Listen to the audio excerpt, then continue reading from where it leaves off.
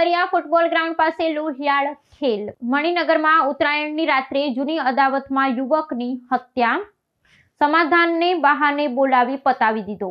અમદાવાદના મણિનગર વિસ્તારમાં આવેલા કાંકરિયા ફૂટબોલ મેદાન પાસે ઉત્તરાયણની રાત્રે જૂની અદાવતમાં એક યુવકની ઘાતકી હત્યા કરવામાં આવતા સમગ્ર પંથકમાં ચકચાર મચી ગઈ છે।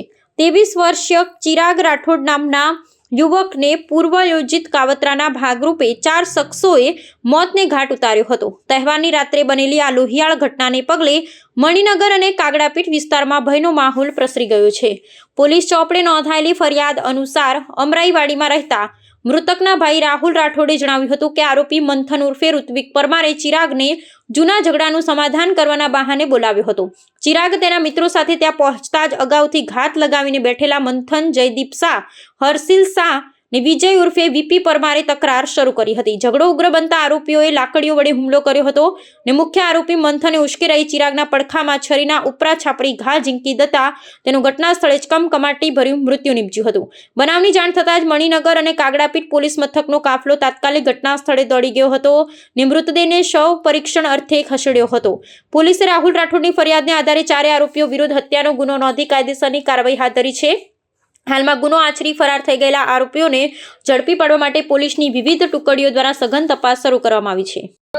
આજરોજ લગભગ 10 વાગ્યાની આસપાસ એક હત્યાનો બનાવ બન્યો છે।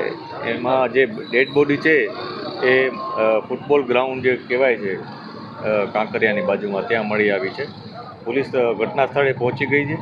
અમે જે બોડી છે એને પોસ્ટમોર્ટમ માટે મોકલી આપેલ છે। હત્યાના જે બનાવ બન્યો છે એમાં જે ભોગ બનનાર છે એનું નામ ચિરાગ રાઠોડ જાણવા મળ્યું છે। હજી પ્રાઇમરી ડિટેલ્સ અત્યારે પોલીસને આટલી જ મળી છે અને આ ઘટનામાં કેટલા આરોપી હતા, કોણ હતા એની અત્યારે તપાસ ચાલુ છે। આસપાસના જે નજરે જોનાર કોઈ વ્યક્તિ હોય એને અને જે સીસીટીવી ફૂટેજીસ હોય છે એ બધાની અમે તપાસ કરી રહ્યા છીએ। જે પણ હકીકત મળશે એ મુજબ કાર્યવાહી કરવામાં આવશે।